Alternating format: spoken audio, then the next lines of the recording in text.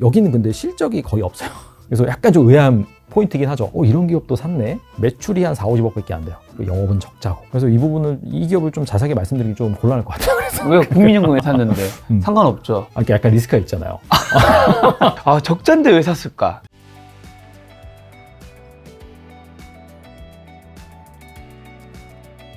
자, 최근 같은 증시에서 국민연금이 지분 확대한 섹터랑 지분 축소한 섹터는 어디 쪽에 있죠? 일단 국민연금이 언제 그 매수 현황을 발표하는지 그 부분에 대해서 약간 투자자분들도 아시면 좋기 때문에 그 부분에 대해서 먼저 말씀을 드리면은 특례 적용 전문 투자자거든요.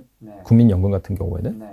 원래 그냥 일반 전문 투자자 같은 경우, 자산운용사라든지 자문사 이런 쪽 같은 경우에는 신규 보유한 종목에 대해서는, 여기서 신규 보유라는 거는 지분을 5% 처음 넘겼을 때를 신규 보유라고 말합니다. 그런 투자자 같은 경우에는 그 지분을 취득을 해서 요건에 충족을 한 2월, 다음 월, 예를 들어서 12월에 취득을 하면 1월 초에 발표를 하게 되어 있어요. 1월 10일까지. 국민연금 같은 경우에는 워낙 우리나라에서 가장 큰 쩐주고 수백 주로 굴리다 보니까 특례를 많이 적용을 해줘요. 여기 분기 단위입니다. 예를 들어서 4분기에 취득한 신규 보고한 주식들 같은 경우에는 1월이죠. 1월 10일 전에 발표를 하게 되어 있는데, 그래서 최근에 이제 발표를 한 거죠. 국민연금의 매매 현황이 어땠는지 그런 것들 살펴보면은 신규 취득한 것도 있지만은 그냥 지분을 원래 가지고 있는 상황에서 늘리고 줄이고 한 기업도 있습니다. 직접 분기와 좀 비교를 해봐야 돼요. 3분기 같은 경우에는 반도체를 많이 사기도 했지만은 반도체를 또 많이 팔기도 했어요. 그 다음에 자동차, 미디어, 기계, 제약, 바이오 등등 있는데 큰 이슈는 없는 것 같고 이런 쪽도 많이 사게 됐는데, 4분기 같은 경우에는 확실히 좀 포트폴리오에 변화가 생겼어요.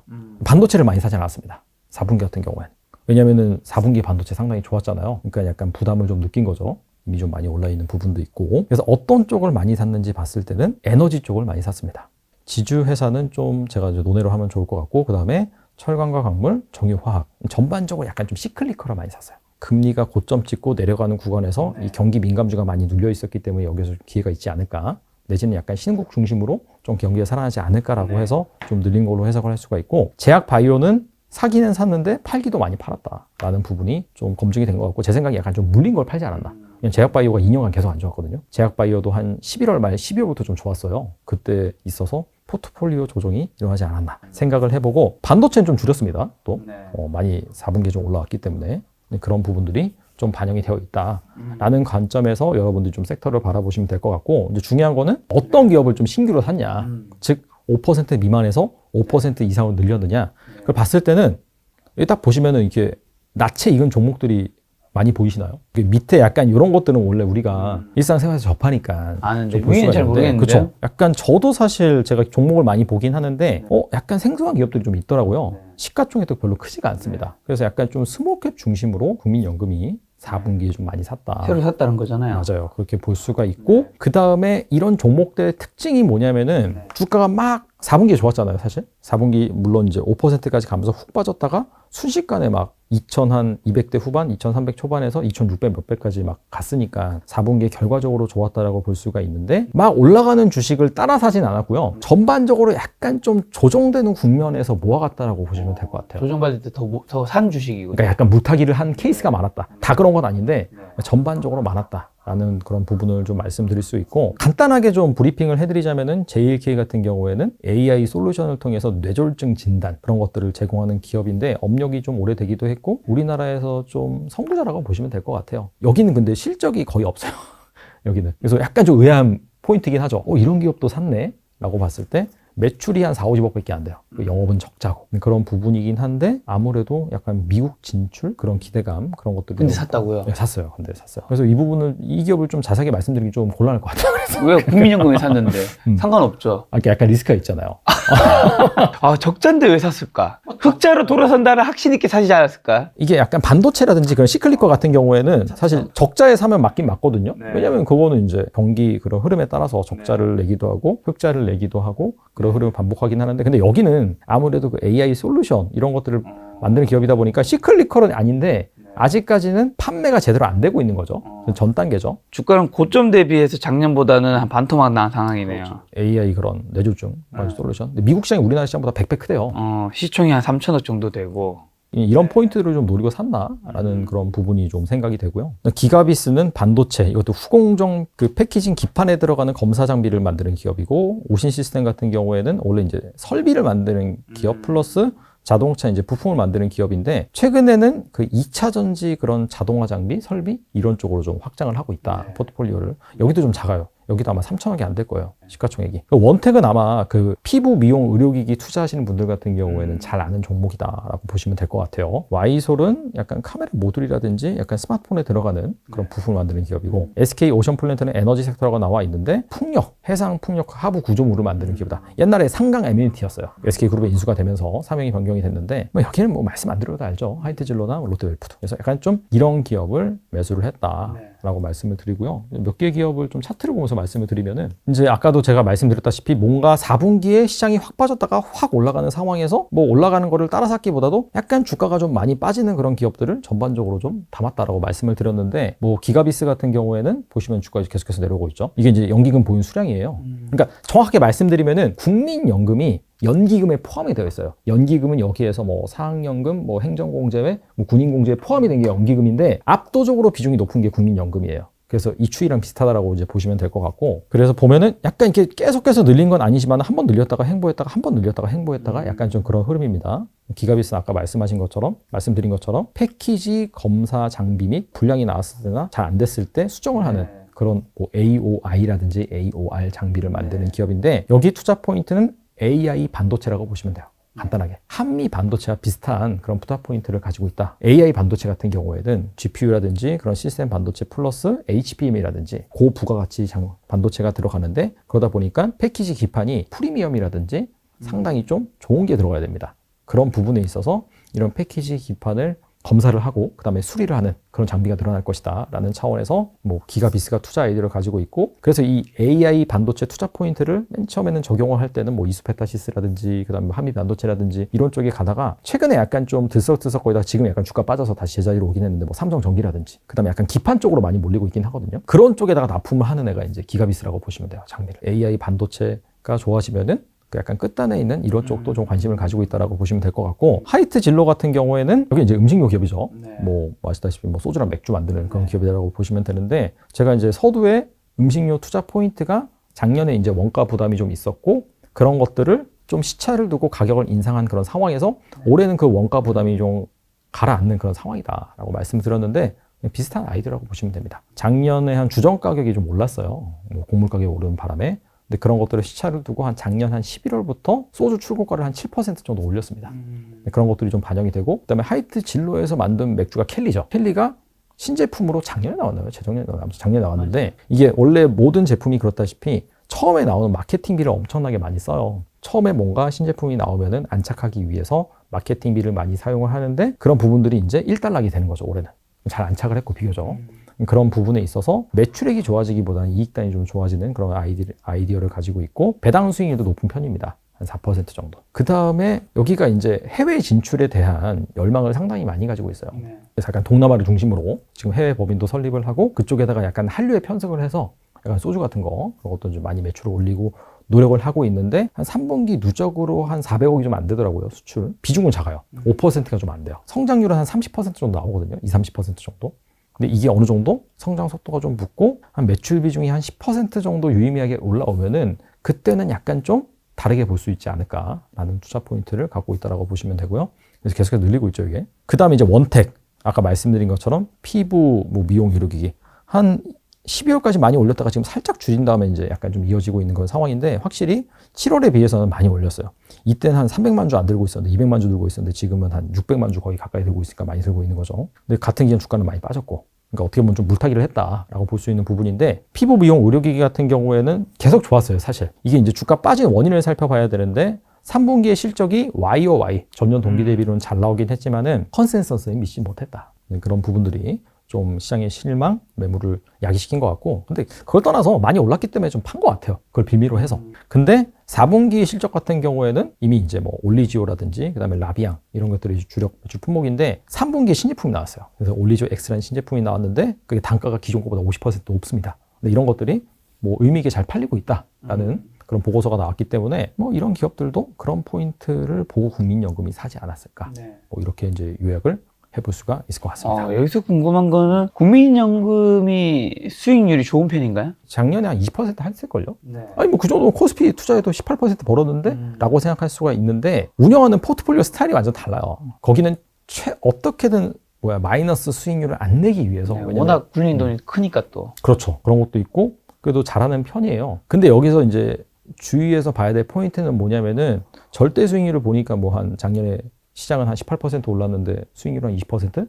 잘 못하는 거 아니야? 라고 생각할 수 있지만은 일단은 주식 비중이 그렇게 크진 않고요. 한국 주식 비중이 제가 알기로는 한 10몇 % 정도 되는 걸로 알고 있고 거기에서도 안정성이 무엇보다 중요하기 때문에 벤치마크랑 거의 비슷하게 세팅을 해요. 정확하게 몇 %인지 알 수는 없지만은 그리고 한 예를 들어서 한 90%는 내지는 한 80%는 코스피 200이랑 거의 비슷하게 세팅을 할 거예요. 그 다음에 10%, 20%로 엣지를 내는 기업이라고 그렇게 운용하는 운용사라고 보시면 됩니다. 그래서 그 엣지를 내기 위해서 신규 매수한 종목들이 바로 이런 종목이다.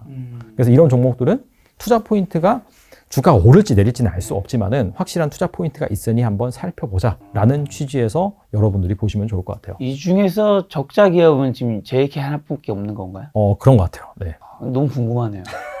아니, 국민연금 같은 곳에서 적자 기업 타기는 또 쉽지 않을 텐데. 뭔가 실무진이 어쨌든 수많은 기업들, 우리나라 2,100개 있는 기업 중에서 분명히 리서치를 해가지고 이걸 사다가 올렸을 텐데, 어쨌든 승인을 해준다는 거는 뭔가 적자지만 적자가 흑자가 되든 아니면 딱 뭔가 있으니까 사는 걸 거 아니에요. 약간 루닛의 그림을 보고 사지 않았나 뭐 그런 생각 들기도 하고. 루닛은 어떤 거죠? AI, 암 진단하는 거죠. 근데 거기도 사실 숫자가 막 지금 나오는 단계는 아닌데 뭐 작년에 거의 10배 올랐잖아요. JK도? 저는 모르겠어요. 그냥 국민연금이 샀다. 저는 안 샀다. 한번 살펴는 보자. 저는 한번 살펴보고 살지 말지 살짝. 여기가 근데 약간 좀 노이즈가 있어요. 뭐냐면은 노이즈 또 있군요. 최근에 한 11월 달인가 정확히 기억은 안 나는데 임원진이 지분을 좀 많이 팔았어요. 대주주가 판 건 아닌데 뭐 부사장급이라든지 그쪽에서 의미있게 한 2% 넘게 지분을 판 걸로. 그러면서 약간 주주들이 뿔난 거죠. 그래서 그 다음에 그 대주주가 이제부터 만약에 그 뭐 매출이 발생하고 수익이 발생을 하면은 FCFF 잉여현금의 40%는 무조건 주주 환원에 사용을 하겠다라고 이제 선언을 한 상태입니다. 그래서 약간 좀 그런 노이즈는 있는데 잘 지켜진다면은 근데 그에 앞서서 일단 돈을 벌어야겠죠. 알겠습니다. 6개월 뒤 7월에 또 이 작가님 모시고 요 종목들 과연 어떻게 됐는지 한번 추가를 업데이트 좀 해야 될 것 같은데. 오르면 제가 나올 것 같고 안 오르면 안 나올 것 같습니다. 아니 뭐 작가님 사진 종목도 아니고 그런 거 추천 아니긴 종목도 하죠. 아닌데요. 그쵸, 뭐. 그렇긴 하죠. 방금 말씀하신 여야의 맞물려 성장할 것으로 보이는 바이오가 어떤 쪽인 거예요? 방금 말씀드린 그 뭐 JLK라든지 그다음에 이제 루닉 같은 그런 종목들, 뷰노 그런 기업들도 좀 비슷할 것 같고요. 이쪽이 이제 기본적으로 AI 그런 솔루션을 가지고 진단하는 기업들이에요.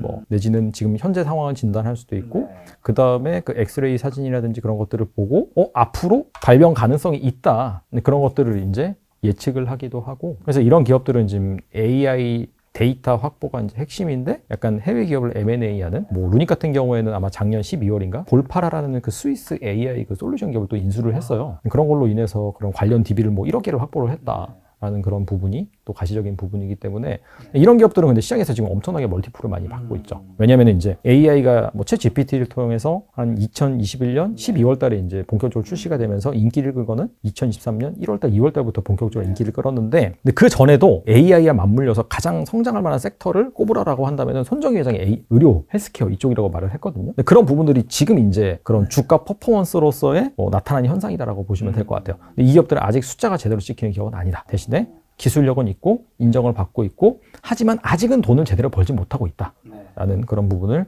인식을 하시고 탑라인 성장률을 잘 보시면 될 것 같아요. 매분기 이제 실적이 계속해서 나오면은 이익은 사실 아직까지는 의미 있게 나오기 힘들고 대신에 매출액 성장률이 어느 정도 의미 있게 나오는지 이제 그런 부분들에 있어서 투자 기회가 되지 않을까. 지금 루닛이 작년에 10배 정도 올랐다 말씀해 주셔서 저 정말 살면서 딱 한 번쯤 텐백을 만나고 싶거든요. 그래서 요즘 드는 생각은 이게 뭐 진짜 작은 돈이라도 텐백을 만나고 싶은 거지. 그래서 1,000만 원을 야, 이거 좀 위험해 보여도 100만 원씩 한 종목씩 텐백을 가능성 있는 종목을 사서 그중에 한 번이라도 나도 한 10배 한번 먹어보고 싶다는 생각이 있는데 예를 들면 삼성전자나 SK하이닉스가 텐백을 날 수는 절대 없는 종목이잖아요. 텐백가 나올 수 있는 회사는 어떤 회사가 그나마 텐백가 나올 수 있는 가능성이 있을까요? 단순한 것 같아요. 그냥 일단 시클리컬은 좀 힘들 것 같아요. 그러니까 경기에 따라서 왔다 갔다 하는 그건 좀 힘들 것 같고. 그런 거 좀 힘들 것 같고 경기와 상관없이 폭발적으로 성장할 만한 그러한 뭐 신규 아이템이라든지 소비재라든지 그런 쪽에서 이제 뭐 나오는 거고 그러다 보니까 이제 아까 말씀드린 사실 루닛도 AI 관련 의료 헬스케어 이런 쪽이 있었고 2차 전지도 원래 전에 없었던 그런 전기차가 나오면서 그런 것들을 대체해가는 올해 뭐가 될 수 있을까요? 후보군들. 아니 대한민국 사람들도 2024, 2025를 썼는데 이거를 후보군은 말할 수 있어야지. 후보군 10배는 사실 좀 힘들어가지고 알겠어. 5배 줄일게. 제가 사실 그 정도 능력이 있으면 여기 안 나올 것 같아요.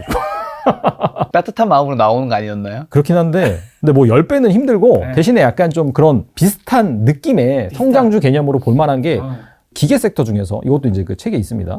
기계 섹터 중에서 뭐 건설기계, 일반 기계, 뭐 공작기계 있는데 항공우주와 방위산업이 좀 그나마 가능성이 있지 가능성이 않을까. 있다. 개인적으로 이렇게 생각을 해요. 방산만 하는 기업, 항공우주만 하는 기업이 있다라기보다도 약간 겹쳐 있는 양다리를 걸치고 있는 기업들이 많이 있어요. 여기에서 한번 좀 그럴 가능성이 나오지 않을까 뭐 개인적으로 생각을 하고 뭐 제가 이제 살짝 타이틀만 봤는데 그 캔코 에어로스페이스인가요? 여기 항공 기자재 만드는 기업인데 여기 이제 IMM 상호펀드가 또 뭐 인수한다 뭐 약간 그런 얘기도 나오더라고 하더라고요. 그러니까 그 얘기는 즉슨 돈 냄새를 가장 잘 맡잖아요. 상호펀드가 이쪽이 뭔가 확실히 돈이 앞으로 될 것 같다라는 그런 인사이트가 있는 것 같고 최근에 이제 주가 흐름을 보면은 뭐 하나 에어로스페이스 가장 좋은 건 이제 하나 시스템인 것 같아요. 여기 이제 계속해서 우상향을 하더라고요. 하나 에어로스페이스 같은 경우에도 약간의 변동성은 있지만은 그래도 계속해서 우상향하고 있는 상황이고 뭐 북한의 김정은이 상당히 좀 도발을 하고 있는 그런 부분도 있고 그것뿐만 아니라 러시아 우크라이나 전쟁 지속이 되고 있고 그다음에 최근에 가장 좀 활발하게 전쟁을 진행하고 있는 지역이 이제 중동 전쟁 등등이고 하니까 그런 약간 방산적인 측면에서도 약간 테마적으로 오는 것도 좀 있어요. 그런 쪽이 좀 있는 것 같고 이 중에서 좀 한국 항공 우주가 상대적으로 좀 저조했어요. 주가 퍼포먼스가 아마 장기 차트를 보시면은 뭐 예전에 쫙 올랐다가 내려왔다가 좀 올랐다가 내려왔다가 최근에 약간 좀 다시 오르고 있는 그런 흐름을 보이고 있는데 그 정부와 관련된 그런 뭐 지금 구조라든지 그 다음에 뭐 관련 사업을 좀 하고 있기 때문에 그쪽에 있어서 약간 좀 노이즈가 있다 보니까 가장 최근에 이슈로는 그 KF-21 보람의 전투기 우리나라가 최초 자체 개발한 4.5세대 전투기가 있는데 이게 원래 초도 물량 생산이 40대로 가야 된다라고 했는데 결과적으로 정확하게 그 기간명이 기억이 안 나는데 거기에서 20대로 낮춰야 된다. 뭐 약간 그런 잡음이 있었어요. 초도 물량 같은 경우에는 축소를 하긴 하지만은 전체 만드는 물량 같은 경우에는 120대로 간다라고 이제 확정이 된 상태고 예산도 한 2, 3천억 정도 배정이 된 걸로 알고 있거든요. 생산하는 데 있어서. 그래서 일단은 그 불확실성은 지금 해소가 된 상태다라는 부분이 있고 그 다음에 이제 폴란드의 FA50 수출 이런 부분도 이제 4분기에 30대 이상 좀 잘 반영이 될 것 같고 말레이시아에 공급하는 그런 물량도 지금 뭐 잘 될 것 같고 그 다음에 약간 매출 인식을 원래는 약간 기존엔 납품하면 반영하는 그런 인식이었는데 이것도 약간 단가 자체가 워낙 비싸다 보니까 이것도 진행률로 인식을 하자라는 부분은 폴란드랑 협의가 된 것 같고 말레이시아랑도 좀 그 얘기를 하고 있다고 하더라고요. 그 다음에 내년 같은 경우에는 아까 말씀드린 KF-21 요거 이제 본격적으로 생산에 들어가면서 매출액이 반영이 되고 그 다음에 소형 헬기 이런 쪽도 지금 생산을 앞두고 있어요. 그래서 그런 것들을 감안해 봤을 때는 또 실적이 어느 정도 이제 2028년까지 우상향을 할 수 있을 것 같다라는 그런 전망이 있기 때문에 좀 상대적으로 못 오른 한국 항공 우주도 좀 보면 좋지 않을까 그런 생각이 들기도 하고 그 다음에 이제 그 위성 시스템 그 다음에 소프트웨어 만드는 기업들 이쪽도 좀 보시면 좋지 않을까. 이쪽은 제가 알기로는 주가가 거의 못 오른 걸로 알고 있거든요. 모든 기업이 그런 건 아닌데 일론 머스크 스페이스 X 상장한다 얘기 나오고 있죠. 빠르면은 올해 말이고요. 아마 늦으면은 2015년이 될 것 같아요. 근데 뭐 아시다시피 위성 계속 쏘아 올리고 있고 그 다음에 일론 머스크의 독주를 막기 위해서 아마존의 그 카이버 프로젝트 여기도 지금 몇천 기를 쏘아 올린다라는 얘기가 나오고 있는데 그 실제로 이 아마존과 거래를 하고 있는 업체도 있거든요. 그래서 그런 기업들도 뭐 인텔리안테크가 아마 안테나를 납품을 할 거예요. 10배고는 아니지만은 그래도 좀 그런 성장주 관점에서 뭔가 작가님 믿고 저 100만 원치만 뭐 큰 부담 없으니까 6개월에 안 나오면은 뭐 그냥 잘 안 됐다고 보시면 될 것 같아요. 올해 그러면 이제 주식 얘기 말고도 사실 주식 말고도 은행 예금도 있고 채권도 있고 금도 있고 달러 다양한 자산이 있잖아요. 올해는 좀 어떤 자산이 좀 좋을까요? 사실 올해는 별로 안 좋을 거라고 많은 분들이 얘기하셨던 것 같은데 달러가 굉장히 많이 올랐죠. 단기간에 지금 1200한 60~70원까지 갔다가 제가 그때 한참 크게 했는데 유튜브 갑자기 1440원까지 왔더라고. 근데 올해가 진짜 애매한 것 같아요. 그래서 사실 제가 이제 뭐 증시 얘기도 많이 했고 뭐 투자 포인트 얘기도 많이 했는데 증시 방향성은 뚜렷하지 않고 제 생각에 뭐 변동성이 좀 있을 것 같고 박스권이라고 말씀드렸고 뭔가 방향을 잡기 위해서는 2025년이 뭔가 가시화되는 그런 시점 플러스 미국 대선이 끝나는 시점 그때라고 말씀드렸거든요. 근데 그 전까지는 뭔가 뚜렷한 방향성보다는 좀 변동성이 확대될 수 있는 그런 상황이어서 주식도 솔직히 좀 애매할 것 같고 그런 관점에서 채권을 보면은 1970년대, 80년대 이후로 뭐 최대 인플레이션이다 얘기가 나오면서 그때 그 장세의 특징이 뭐냐면은 원래 채권이랑 주식이랑 반대로 움직여야 되거든요. 그게 약간 정설인데 포트폴리오 그래서 이제 뭐 채권 뭐 3, 뭐 주식 7 뭐 이런 식으로 한 게 맞는데 이게 이제 40 몇 년 만에 둘 다 깨지는 상황이 발생을 했잖아요. 그런 상황에서 작년 이제 하반기부터는 둘 다 올랐어요. 그래서 1년 단위로 봤을 때 2023년에 주식은 뭐 전반적으로 올랐고 채권 같은 경우에는 올랐다가 확 빠졌다가 다시 올랐거든요. 근데 지금 앞서서 이제 그런 매크로 상황을 말씀드렸을 때 금리 인하를 생각보다 시장이 많이 기대를 했는데 생각보다 금리 많이 안 빠질 것 같은데 그 다음에 지정학적인 리스크 발생을 하는데 미국 경기는 좋은데 이 물가가 좀 더 오르는 거 아니야라는 그런 우려가 생기면서 다시금 금리 반등하고 있거든요. 결론은 채권도 지금 애매하다. 제 생각에 채권 금리 같은 경우에는 뭐 대체적으로 약간 박스권을 올해도 좀 비슷하게 그릴 것 같아요. 그러니까 주식이랑 비슷한 거죠. 그러니까 뭔가 방향성으로 먹기엔 지금 애매한 그런 상황? 그런 상황이기 때문에 그럼 지금 이 상황에서는 좀 뭘 봐야 되느냐? 대체 자산 쪽으로 좀 눈이 가는 것 같아요. 방금 말씀하신 금이라든지 비트코인도 될 수가 있겠죠. 그래서 그런 쪽으로 좀 자금이 쏠릴 가능성이 있지 않을까라는 생각을 해보면서 자산 배분을 그런 쪽에도 좀 하시는 게 좋지 않을까라고 생각이 됩니다. 비트코인 같은 경우 현물 ETF도 승인됐고 이제 곧 반감기도 있잖아요. 맞아요. 어떻게 보세요? 반감기 보통 지난 반감기가 3번 정도 있었다고 제가 들었던 것 같아요. 반감기 이후에 결국엔 주가는 많이 올랐다고. 저는 그 약간 좀 의심이 많은 편이에요, 사실. 그래서 제가 돈을 못 버는 것 같긴 한데. 그러니까 다들 반감기 오른다 하니까 과연 오를까라는 생각이 좀 있어요, 사실. 그래서 좀 그런 부분이 있어가지고 2016년도에 반감기가 한번 있었고요. 근데 이때는 비트코인이 완전히 그냥 그 얼리 어댑터들만 하는 그런 상황이었기 때문에 이때는 뭐 사실 올랐다는 그런 부분이 뭐 어느 정도 오케이. 2020년도 같은 경우에도 근데 왜냐면 2017년에 불장이었거든요. 그러면서 대중화가 됐어요, 개인들한테는.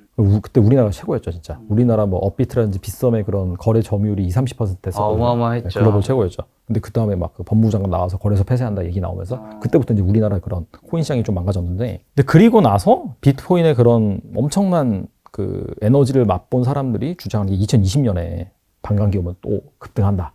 라고 했는데, 근데 이거는 저는 좀 자세히 좀 봐야 되는 게 뭐냐면은 2020년에 상승한 거는 반감기 때문만 상승한 게 아니라 제로금리, 유동성 엄청 풀었잖아요. 돈이 갈 데가 없었어. 네. 그래서 제 기억이 나는 게 코로나가 터지면서 그때 비트코인 가격이 이제 원래 10,000불 좀 넘었었는데, $10,000 좀 넘었었는데 $5,000까지 순식간에 반토막이 났거든요. 근데 그때 이제 제로금리 낮추고 유동성 엄청나게 풀고 하면서 그때부터 뭐 엄청나게 올랐던 거예요, 추세적으로. 근데 지금은 그런 매크로적인 상황은 전혀 아니잖아요. 이 반감기만으로 그렇게 엄청나게 오를 수 있을까라는 생각이 조금 있긴 해요. 퀘스천 마크다. 근데 그럼에도 불구하고 아까 그런 자산 배분 그런 관점에서 봤을 때 주식도 애매하고 채권도 좀 애매한 상황이다. 있으세요, 코인? 코인 없어요, 지금. 저는 진짜 금이랑이 있습니다. 진짜 옛날에 그 투자해놓고 그냥 거의 가루가 된 알트? 그 몇 개 있을 거예요, 아마. 찾아보면은. 가루가 되었군요. 네. 저한테 물어보지 마세요, 비트코인에서. 근데 아무튼 자산 배분 관점에서는 확실히 약간 대체 투자? 이쪽에 대한 수요는 좀 있을 것 같다. 그런 관점에서 금이라든지 그 다음에 비트코인 그런 거에 수요 올릴 것 같고, 좀 더 말씀을 드리자면은 좀 안 좋게 보시는 분들의 뷰를 좀 빌려서 말씀을 드리면은 금리가 여기서 추세적으로 더 오를 것이다라고 하시는 분도 간혹 계세요. 소수의 의견이긴 하지만. 여기서 금리가 오른다고요? 그러니까 이제 갑자기? 뭐냐면은 이게 이제 정말 짧은 시계열로 보면은 사실 올라갔다가 내려가는 구간은 맞잖아요. 근데 정말 긴 시계열, 1980년도 이후 시계열로 보면은 그때부터 금리가 추세적으로 올라갔다 내려갔다 업앤다운 있지만 추세적으로 계속해서 낮아지는 구간이었지만은 이번 그런 인플레이션 이슈로 인해서 이제 바닥은 쳤다. 약간 고개를 들었다. 그래서 이 중금리 중물가가 계속해서 이어질 것이다. 이런 말은 아마 많이 하셨을 거예요. 이 시나리오가 조금 더 안 좋게 흘러갈 것이다라고 주장을 하신 분들이 계시거든요. 그러면은 제가 봤을 때는 여기에서 기준금리를 더 올린다는 건 좀 가능성이 매우 낮은 것 같긴 하지만은 생각보다 안 내려오는 거죠, 금리가. 원래는 뭐 5차례, 6차례 내린다라고 했는데 그게 아니라 한두 차례만 내릴 수 있다든지, 그러면은 분명히 10년물 국채금리 같은 경우에 4%에서 뭐 4.5% 왔다 갔다 할 수가 있거든요. 근데 그러면 그 시나리오라면은 대체 자산 쪽으로 더 갈 수도 있어요, 사실. 그렇게 된다는 것 자체가 물가도 높긴 하지만은 그만큼 미국의 재정 투자를 위해서 채권 발행을 더 많이 한다는 그런 의미가 되고, 그 얘기는 즉슨 발행량이 한정되어 있는 희소 가치가 있는 그런 쪽으로 좀 몰릴 수가 있다. 이래나 저래나 뭐 비트코인 뭐 불장이 뭐 한 1억 간다, 2억 간다, 뭐 그건 잘 모르겠지만 제가 자산 배분 관점에서는 이쪽은 좀 가져갈 필요가 있지 않을까? 올해 조선 더 좋게 보시는 분들도 많던데 조선은 좀 어떻게 보세요? 조선은 그냥 단순한 것 같아요, 아이디어 자체가. 이게 뭐냐면은 사실 작년부터 좋았다는 얘기가 많이 나왔었고 한때는 주가가 많이 오르기도 했지만은 생각보다 실적을 발표했을 때 그 실적 개선세라든지 이익의 개선세가 확 나오지 않았던 측면, 그런 측면이 있었고, 그 다음에 뭐 인력 수급난, 뭐 그런 측면이 있긴 있었잖아요. 근데 이런 부분들이 약간 주가를 좀 더 잡는, 끌어내리는 그런 요인이었다라고 한다면은 지금은 뭐 아시다시피 그런 매크로 이슈로 다소 좀 조정을 받았는데 실적 발표 시즌을 잘 지켜보시면 될 것 같아요. 그래서 이런 우려를 불식시키는 그런 실적이 나온다라고 한다면은 반등을 할 수 있을 것 같고, 뭐 아시다시피 신조성과 같은 경우에는 그렇다고 빠지진 않았거든요. 지금 계속해서 높은 수준을 유지하고 있는 그런 상황이고, 그 다음에 선별적인 수주를 통해서 마진 높아지는 그런 구간으로 가기 때문에 제 생각에는 원래 조선 자체가 워낙 변동성이 크긴 하지만은 이익이 뭐 개선되는 그런 구간으로는 가지 않을까 생각을 합니다. 저 오늘 저자님 모시고 굉장히 많은 섹터들 점검했는데 지금 현금 5천만 정도 있는 분들은 좀 정리한 질문으로 어디 어떻게 올해는 좀 투자하면 좋을까요? 현금 비중은 지금 현재 상황에서는 뭐 2,600 정도 수준이었다라고 한다면은 의미 있게 가져갈 필요가 있다고 말씀드리려고 했는데 최근에 좀 많이 빠졌잖아요. 뭐 고점 대비 거의 한 10%까지는 아닌데 그래도 많이 빠졌습니다. 많이 빠져가지고 제 생각에는 한 현금 비중은 한 20% 정도 가지고 있는 상황에서 아까 제가 이제 뭐 섹터 관점에서 이제 컨센서스가 내려올 대로 내려와서 이제 더 이상 빠질 가능성이 좀 낮은 컨센서스 기준으로 봤을 때 뭐 음식료라든지 인터넷이라든지 제약과 바이오 이런 쪽은 좀 관심을 가져봐도 좋지 않을까라고. 이미지 뜨는 곳도 말씀하시는 거죠. 그렇죠. 그렇게 생각을 하고 반도체 같은 경우에도 사실 2660선에서는 좀 애매했었는데 지금 삼성전자가 아마 장중에 거의 78,000원까지 내려왔던 걸로 알고 있어요. 그러다가 이제 플러스 전환하긴 했는데 이 정도 내려오면은 반도체 쪽도 어차피 어느 정도 시장을 따라간다는 측면에서 투자할 만하지 않을까 생각을 하고, 그런 관점에서 2차 전지도 마찬가지예요. 코스닥과 코스피의 대장주격인 그런 역할을 하고 있는 그런 주식들 같은 경우에도 어느 정도 비중을 좀 가지고 있을 필요가 있다. 그리고 아까 말씀하신 것처럼 뭐 텐베거는 아니지만은 그럼에도 불구하고 올해 뭔가 새로운 그런 느낌의 성장 섹터로 부각받을 수 있는 쪽이 우주항공 쪽 그쪽이 있기 때문에 이쪽에서도 한번 좀 한 종목 정도는 편입하시는 게 좋은 선택이지 않을까. 그리고 마지막으로 말씀드린 그 대체 투자 관점에서 금이라든지 비트코인 이런 쪽도 같이 좀 갖고 계시면 좋지 않을까 생각을 합니다. 네, 끝으로 2024년 주식 투자 포인트 눈여겨볼 변수 한번 찝어주시면서 개인분들 어떤 전략으로 시장에 좀 대응해야 될까요?